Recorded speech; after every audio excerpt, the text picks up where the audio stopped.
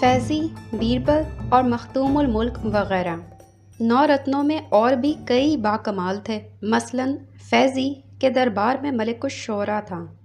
अगर कोई बादशाह से ज़रा सी भी सरताबी करता था तो ये उसको बेनुक्त सुनाता था। बहुत से लोग इसके बेनुक्त कलाम की वजह से बादशाह के और ख़िलाफ़ हो गए। बैरुल मुल्क लताइफ़ुद्दौला राजा बीरबल का जिक्र भी ज़रूर है। ये भाटों के चौधरी थे। एक बयान दे देते थे, लोग बहुत दिन उस पर हंसते रहते थे। अकबर के एक नौरतन मखदूमुल मुल्क अब्दुल्ला सुल्तानपुरी थे। मखदूमुल मुल्क अच्छे अच्छे ख्वाब देखकर बादशाह को बशारतें दिया करते थे। मशाइख का एक हल्का भी बना रखा था जो चिल्ले काट काट कर बादशाह की दराज़ी हुकूमत के लिए दुआएं करते थे। अफसोस, अक्सर दुआएं मौसम की ख़राबी की वजह से ऊपर बाब कबूल तक ना पहुंच पाती थीं, रास्ते ही से लौट आती थीं। इसे अकबर का कमाल जानना चाहिए कि ऐसे 9 रत्नों और बाकमालों के बावस 50 बरस हुकूमत कर गया। आजकल तो लोग 10 बरस मुश्किल से निकालते हैं। सवालात।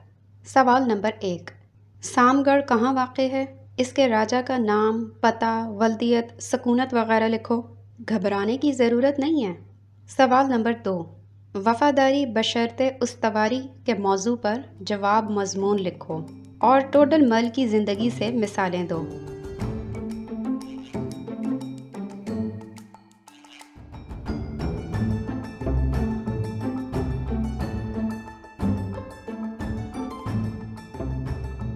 जहांगीर और बेबी नूर जहां। अकबर के बाद जहांगीर तख्त पर बैठा। वो अकबर का बेटा था। अगर उसका बाप होता यकीनन उससे पहले तख्त पर बैठता। जिन लोगों ने सोहराब मोदी की फ़िल्म पुकार देखी है उनके लिए जहांगीर की ज़ात और कारनामे मोहताज तारुफ न होंगे।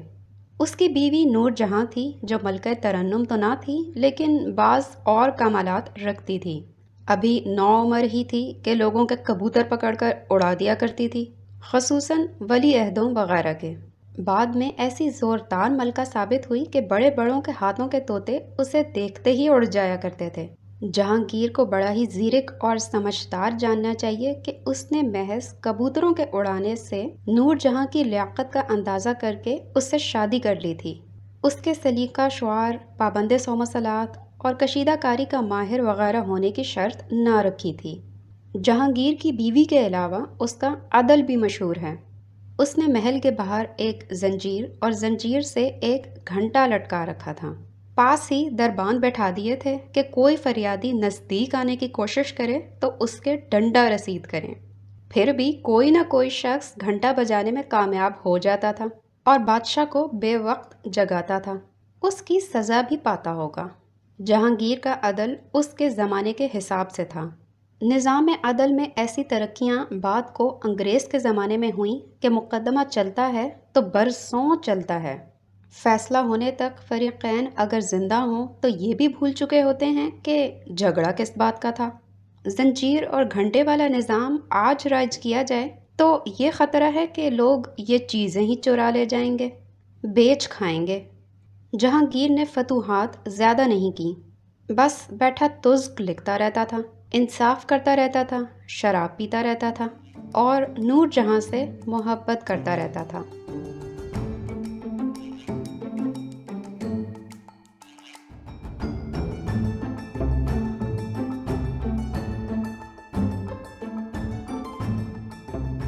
एक गलत फहमी का अजाला।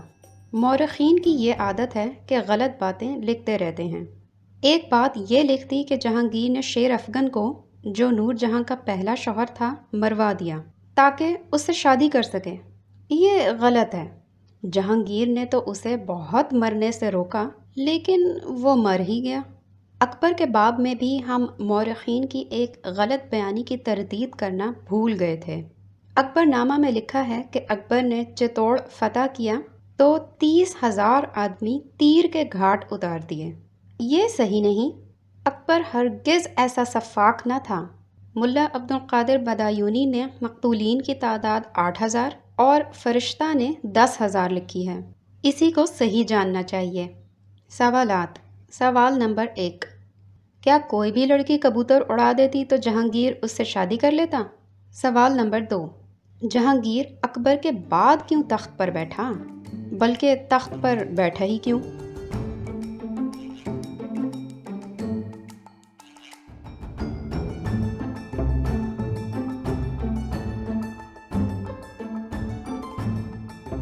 شاہ جہاں اور تاج محل۔ شاہ جہاں جہانگیر کا بیٹا اور اکبر کا پوتا تھا، کسی معمار یا عمارتی ٹھیکیدار کا نور نظر نہ تھا، نہ کسی PWD والے کا مورث اعلیٰ تھا، جیسا کہ لوگ اسے اتنی ساری عمارتیں بنانے کی وجہ سے سمجھ لیتے ہیں۔ تاج محل اس کی بنائی ہوئی عمارتوں میں سے سب سے زیادہ مشہور ہے۔ اس کی تعمیر میں 12 سال لگے اور کروڑوں روپے صرف ہوئے۔ حضرت قائد اعظم کے مزار کی تعمیر میں بھی اتنے ہی پیسے اور اتنے ہی برس لگے۔ اگر کوئی فرق ان دونوں مقبروں کی خوبصورتی اور تعمیر میں ہے تو اس کی وجہ ظاہر ہے۔ شاہ جہاں کے زمانے تک فن تعمیر اور نقشہ سازی میں اتنی ترقیاں نہ ہوئی تھیں۔ پتھر وغیرہ ڈھونے، گھسنے، چمکانے وغیرہ کے طریقے بھی پرانے اور دیر طلب تھے۔ مشینی گاڑیاں اور بجلی کی سری اور رفتار مشینیں بھی ایجاد نہ ہوئی تھیں۔ ایک بات یہ بھی ہے کہ قائد اعظم کروڑوں آدمیوں کے محبوب تھے، جبکہ ممتاز محل صرف ایک شخص کی محبوبہ تھی۔ بائیں ہمہ اس زمانے کے اعتبار سے ہم تاج محل کو بہت اچھی عمارت کہہ سکتے ہیں۔ شاہ جہاں بہت دور کی نظر رکھتا تھا۔ تاج محل نہ ہوتا تو آج بھارت کی ٹورسٹ ٹریڈ کو اتنی ترقی نہ ہوتی، اتنا زر مبادلہ نہ حاصل ہوتا۔ اس کے دیگر نتائج بھی دور رس ہیں۔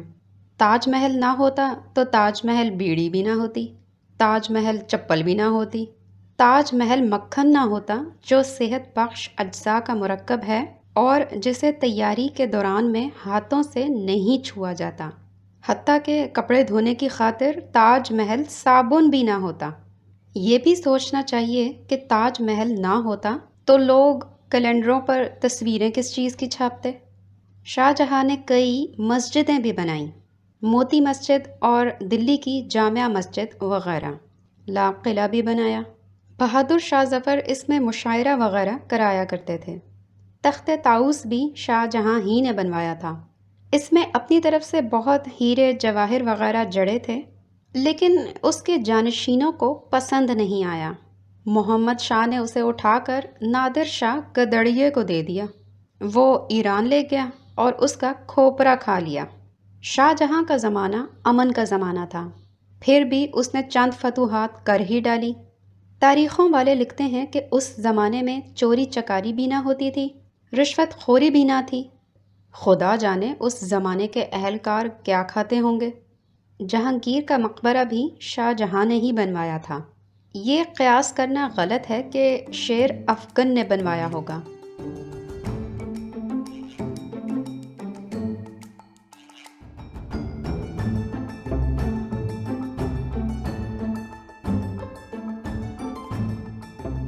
عالمگیر بادشاہ۔ شاہ اورنگزیب عالمگیر بہت لائق اور متدین بادشاہ تھا۔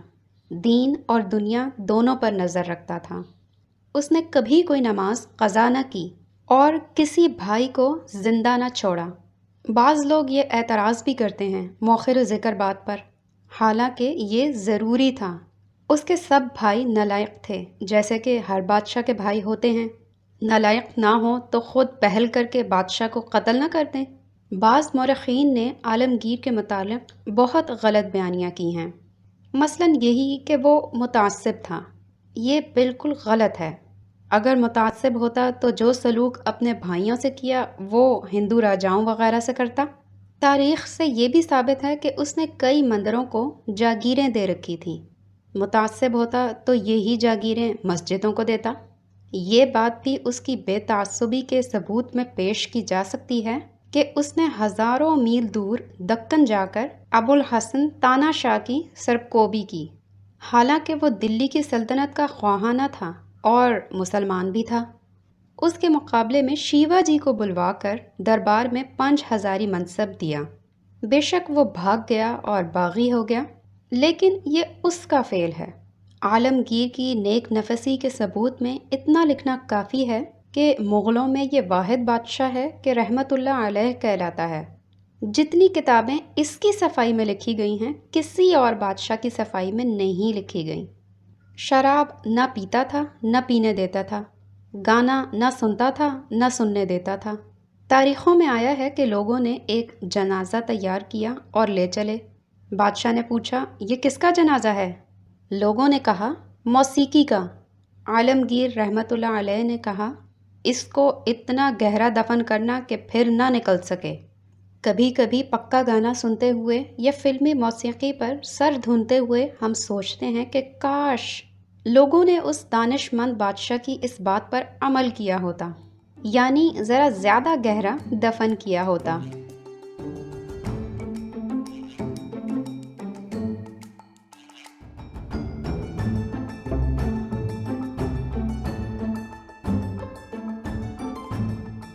سراج الدین ظفر بہادر شاہ یہ سلطنت مغلیہ کے آخری بادشاہ تھے۔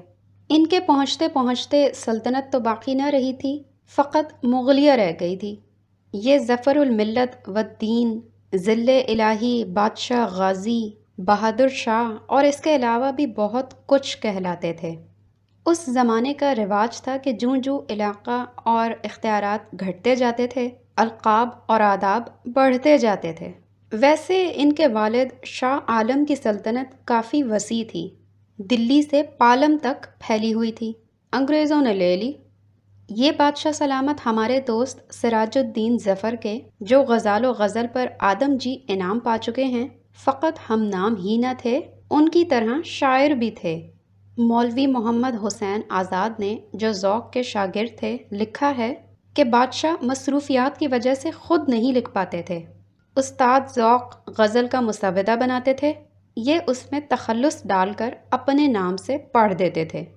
اگر یہ سچ ہے تو استاد ذوق بہت ایثار پیشہ آدمی تھے، اچھے اچھے شعر چن کر بادشاہ کو دے دیتے تھے، برے برے اپنے دیوان میں شامل کرنے کے لیے رکھ لیتے تھے۔ غالب بھی انہی بادشاہ سلامت کے دربار سے وابستہ تھے، وظیفہ پاتے تھے اور دعا دیتے تھے، مصاحبی کرتے تھے اور اتراتے تھے، ورنہ شہر میں ان کی کچھ آبرو نہ تھی، ننگے پھرا کرتے تھے اور ادھار کھاتے تھے۔ دکانداروں نے انہی کے زمانے میں تختیاں لگانا شروع کیں، ادھار بند ہے، ادھار مانگ کر شرمندہ نہ کریں، قرض محبت کی قینچی ہے، وغیرہ وغیرہ۔ غالب نے ایک بار بادشاہ کو دعا دی تھی، تم سلامت رہو 1000 برس، ہر برس کے ہوں دن 50,000۔ انہوں نے یہ حساب نہ لگایا کہ یہ تو 1,30,298 سال بن جاتے ہیں۔ اچھا ہوا ان کی دعا قبول نہ ہوئی، شاہی تو لد گئی تھی، بادشاہ سلامت اتنے دن کیا کرتے، کہاں سے کھاتے؟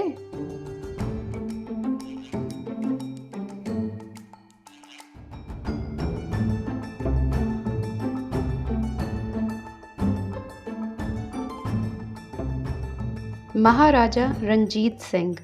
مہاراجہ رنجیت سنگھ پنجاب کے مہاراجہ تھے اور ان کا نام رنجیت سنگھ تھا، اسی لیے ان کو مہاراجہ رنجیت سنگھ کہتے ہیں۔ مہاراجہ رنجیت سنگھ کا انصاف مشہور ہے۔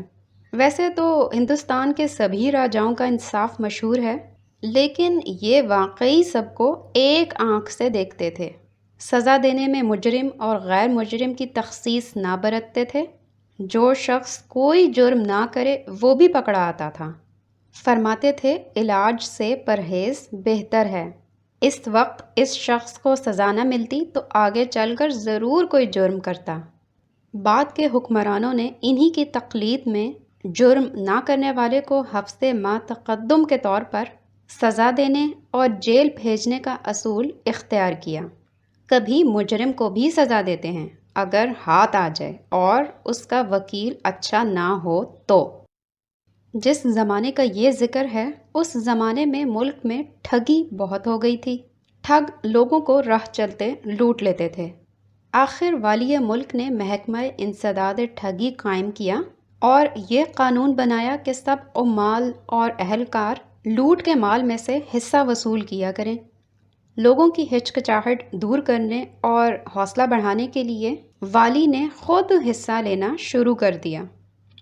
ठगों ने जब ये देखा कि हमारे पास तो कुछ बचता ही नहीं बल्कि पल्ले से देने की नौबत आ गई है, तो ठगी से तौबा कर ली और रफ्ता रफ्ता इसका बिल्कुल इंसदाद हो गया।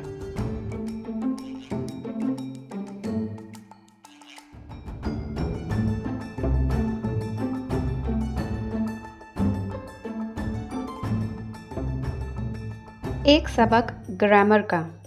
लफ्ज़ों के उलट फेर के इल्म को ग्रामर कहते हैं।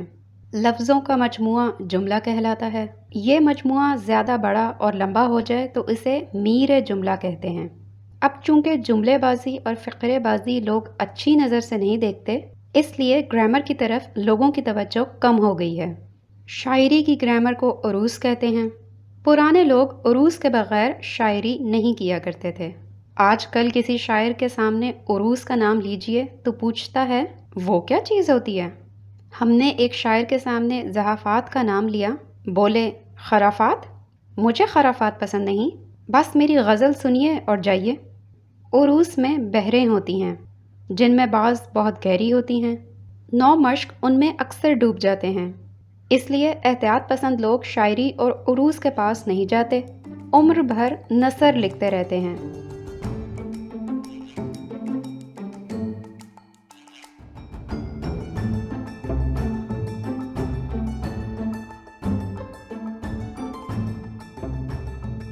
लफ्ज़ और सीग़े।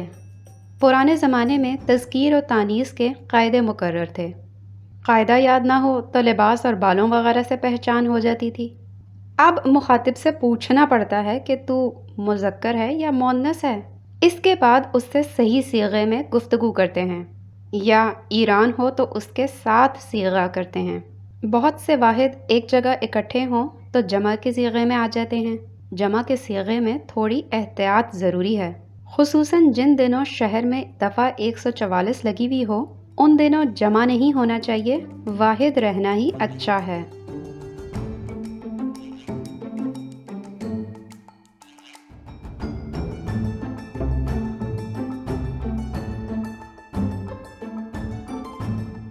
फ़ेल माज़ी। माज़ी में किसी शख्स ने जो फ़ेल किया हो उसे फ़ेल माज़ी कहते हैं। करने वाला अमूमन उसे भूलने की कोशिश करता है, लेकिन लोग नहीं भूलते। माज़ी की कई किस्में मशहूर हैं। सबसे मशहूर शानदार माज़ी है। जिस कौम को अपना मुस्तक़बिल ठीक नज़र ना आए वो इस सीग़े को बहुत इस्तेमाल करती है। एक माज़ी शकिया हैं। जिन लोगों का माज़ी मशकूक हो वो माज़ी शकिया की ज़ेल में आते हैं, अमूमन हाथों हाथ लिए जाते हैं। माज़ी शर्ती या माज़ी तमन्नाई। जिन लोगों ने रेस में या ताज पर शर्तें बिद बिद कर अपना माज़ी तबाह किया हो, उनके माज़ी को शर्ती कहते हैं, क्योंकि इन लोगों की तमन्ना होती है कि और पैसे आएँ तो उनको भी रेस में लगाएं। इसलिए शर्ती और तमन्नाई दोनों माज़ियाँ साथ साथ आती हैं। माज़ी की दो और किस्में माज़ी करीब और माज़ी बईद हैं। माज़ी को हत्तुल वसा करीब ना आने देना चाहिए। जितनी बईद रहेगी और जितने इस पर पर्दे पड़े रहेंगे उतनी ही भली मालूम होगी। माज़ी का बईद रहना मुस्तक़बिल के लिए भी अच्छा है।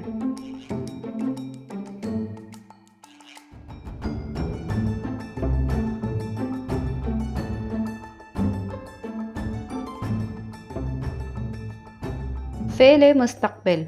जो लोग आज का काम हमेशा कल पर डालते हों, उनके हर फ़ेल को फ़ेल मुस्तक़बिल कहा जाता है। मैं ये करूँगा, मैं वो करूँगा, फ़ेल मुस्तक़बिल ही की मिसालें हैं।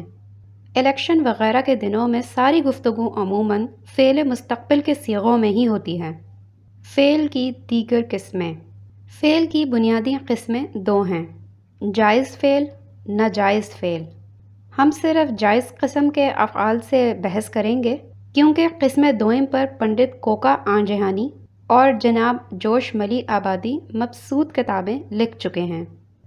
फ़ेल की दो किस्में फ़ेल लाजिम और फ़ेल मुताद्दी भी हैं। फ़ेल लाजिम वो है जो करना लाजिम हो, मसलन अफसर की खुशामद, हकूमत से डरना, बीवी से झूठ बोलना वगैरह। फ़ेल मुताद्दी अमूमन मुताद्दी अमराज की तरह फैल जाता है। एक शख्स कुंबा परवरी करता है, दूसरे भी करते हैं। एक रिश्वत लेता है, दूसरे उससे बढ़कर लेते हैं। ایک بناسپتی گھی کا ڈبہ 25 روپے میں کر دیتا ہے، دوسرا گوشت کے 12.5 روپے لگاتا ہے۔ لطف یہ ہے کہ دونوں اپنے فعل متعدی کو فعل لازم قرار دیتے ہیں۔ ان افعال میں گھاٹے میں صرف مفعول رہتا ہے، یعنی عوام۔ فاعل کی شکایت کی جائے تو وہ فاعل میں دب جاتی ہے۔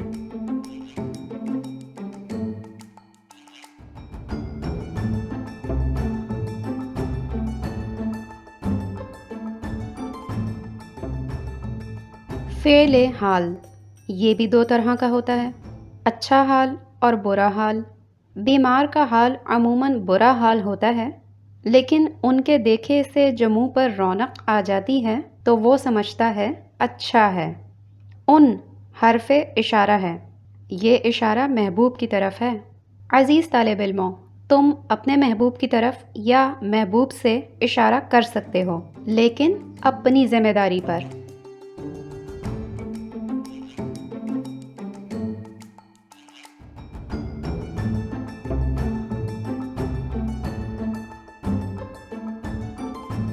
ریاضی کے قاعدے۔ ابتدائی حساب۔ حساب کے 4 بڑے قاعدے ہیں: جمع، تفریق، ضرب، تقسیم۔ پہلا قاعدہ جمع۔ جمع کے قاعدے پر عمل کرنا آسان نہیں، خصوصاً مہنگائی کے دنوں میں۔ سب کچھ خرچ ہو جاتا ہے، کچھ جمع نہیں ہو پاتا۔ جمع کا قاعدہ مختلف لوگوں کے لیے مختلف ہے۔ عام لوگوں کے لیے 1 جمع 1 برابر ہے 1.5، کیونکہ 1/2 انکم ٹیکس والے لے جاتے ہیں۔ تجارت کے قاعدے سے جمع کریں تو 1 جمع 1 کا مطلب ہے 11۔ رشوت کے قاعدے سے حاصل جمع اور زیادہ ہو جاتا ہے۔ قاعدہ وہی اچھا جس میں حاصل جمع زیادہ سے زیادہ آئے، بشرطے کہ پولیس مانے نہ ہو۔ ایک قاعدہ زبانی جمع خرچ کا ہوتا ہے، یہ ملک کے مسائل حل کرنے کے کام آتا ہے، آزمودہ ہے۔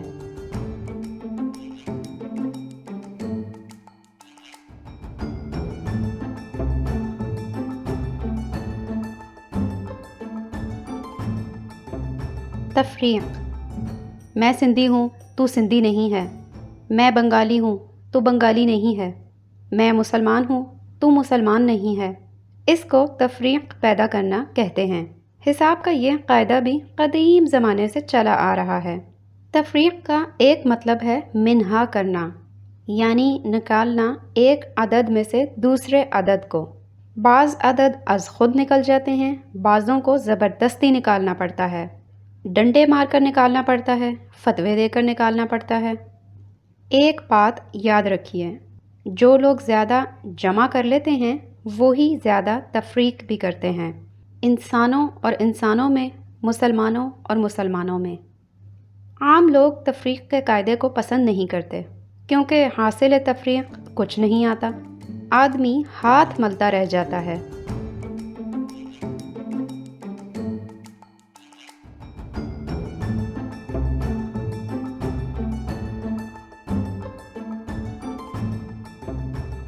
ضرب۔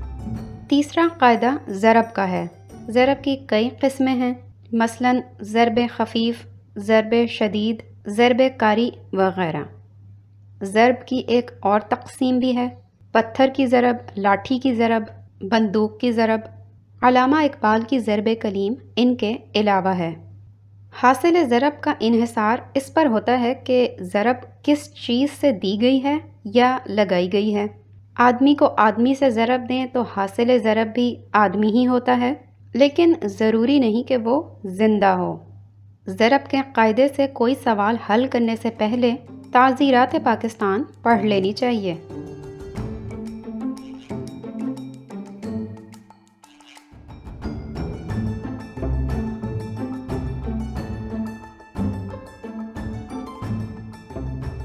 تقسیم۔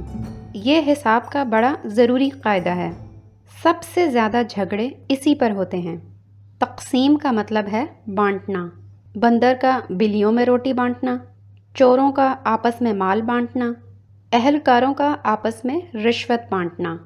مل بانٹ کر کھانا اچھا ہوتا ہے، دال تک جوتوں میں بانٹ کر کھانی چاہیے، ورنہ قبض کرتی ہے۔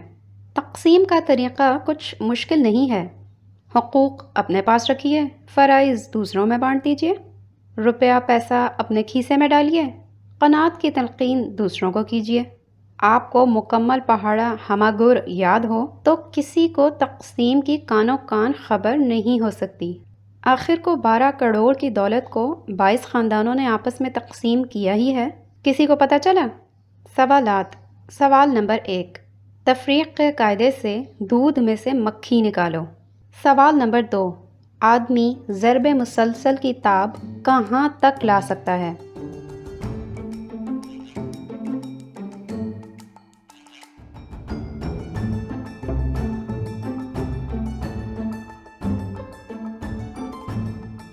ابتدائی الجبرا، یہ بھی ایک قسم کا حساب ہے۔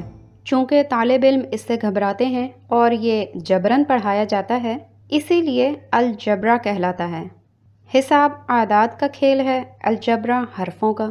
ان میں سب سے مشہور حرف لا ہے، جسے لا لکھتے ہیں۔ اس کے کچھ معنی نہیں، بلکہ یہ ایسا ہے کہ کسی اور لفظ کے ساتھ لگ جائے تو اس کے معنی بھی سلب کر لیتا ہے، جس طرح لا مکان، لا دوا، لا ولد وغیرہ۔ بعض مستثنیات بھی ہیں، مثلا لاہور، لاڑکانہ، لالٹین، لالو کھیت وغیرہ۔ اگر ان لفظوں کے ساتھ لا نہ ہو تو ہور، ڈکانہ، لوکھیت اور لٹین کے کچھ معنی نہ نکلیں۔ آزمائے کو آزمانا جہل کہتے ہیں، لیکن الجبرا میں آزمائے ہی کو آزماتے ہیں۔ اچھے خاصے پڑھے لکھوں کو نئے سرے سے الف، بے، جیم سکھاتے ہیں، بلکہ ان کے مربع بھی نکلواتے ہیں۔ الجبرا کا ہماری طالب علمی کے زمانے میں کوئی خاص مصرف نہ تھا، اس سے صرف اسکولوں کے طلباء کو فیل کرنے کا کام لیا جاتا تھا، لیکن آج کل یہ عملی زندگی میں خاصا استعمال ہوتا ہے۔ دکاندار اور گداگر اس قاعدے کو زیادہ استعمال کرتے ہیں، پیسہ لا اور لا اور لا۔ بعض رشتوں میں الجبرا یعنی جبر کا شائبہ ہوتا ہے، جیسے mother in law, father in لا وغیرہ وغیرہ۔ مارشل لا کو بھی الجبر ہی کا ایک قاعدہ سمجھنا چاہیے۔ سوالات۔ سوال نمبر 1، لا کا مربع ڈالو، بوتل میں ڈالو گے یا مرتبان میں؟ سوال نمبر 2، لا لا لال چند کو لا سے تقسیم کرو۔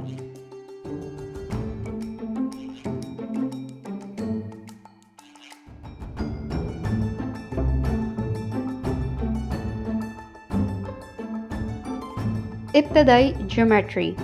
جیومیٹری لکیروں کا کھیل ہے۔ علماء جیومیٹری کو ہم لکیر کے فقیر کہہ سکتے ہیں۔ دنیا نے اتنی ترقی کر لی، ہر چیز بشمول سائنس اور مہنگائی کہاں سے کہاں پہنچ گئی، لیکن جیومیٹری والوں کے ہاں اب تک زاویہ قائمہ 90 درجے کا ہوتا ہے اور مثلث کے اندرونی زاویوں کا مجموعہ 180 درجے سے تجاوز نہیں کر پایا۔ امریکہ اور روس اور ہر معاملے میں لڑتے ہیں، اس معاملے میں ملی بھگت ہے۔ ہم اپنے ملک میں اپنی پسند کا نظام لائیں گے تو اپنی اسمبلیوں میں ایک قانون بنوائیں گے، چند درجے ضرور بڑھائیں گے۔ مستطیل بھی پرانے زمانے میں چورس ہوتی تھی، ویسی ہی آج کل ہے۔ کسی کو یہ توفیق تک نہ ہوئی کہ اس کے 4 سے 5 یا 6 ضلع کر دیں، ایک آدھ فالتو رہے تو اچھا ہی ہے۔ مغربی پاکستان کے ضلعوں میں ہم رد و بدل کرتے رہتے ہیں، تو مستطیل وغیرہ کے ضلعوں میں کیوں نہیں کر سکتے؟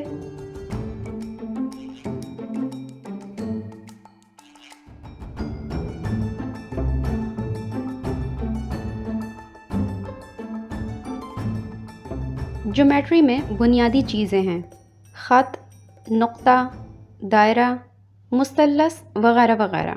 اب ہم تھوڑا تھوڑا حال ان کا لکھتے ہیں۔ خط۔ خط کی کئی قسمیں ہیں۔ خط مستقیم، یہ بالکل سیدھا ہوتا ہے، اس لیے اکثر نقصان اٹھاتا ہے۔ سیدھے آدمی بھی نقصان اٹھاتے ہیں۔ خط منحنی، یہ ٹیڑھا ہوتا ہے بالکل کھیر کی طرح، لیکن اس میں میٹھا نہیں ڈالا جاتا۔ خط تقدیر، اسے فرشتے پکی سیاہی سے کھینچتے ہیں۔ یہ مستقیم بھی ہوتا ہے، منحنی بھی، اس کا مٹانا مشکل ہوتا ہے۔ خط شکستہ، یہ وہ خط ہے جس میں ڈاکٹر لوگ نسخے لکھتے ہیں، تبھی تو اتنے لوگ آج کل بیماریوں سے نہیں مرتے جتنے غلط دواؤں کے استعمال سے مرتے ہیں۔ خط استوا، یہ اس لیے ہوتا ہے کہ کہیں تو دنیا میں دن رات برابر ہوں، کہیں تو مساوات نظر آئے۔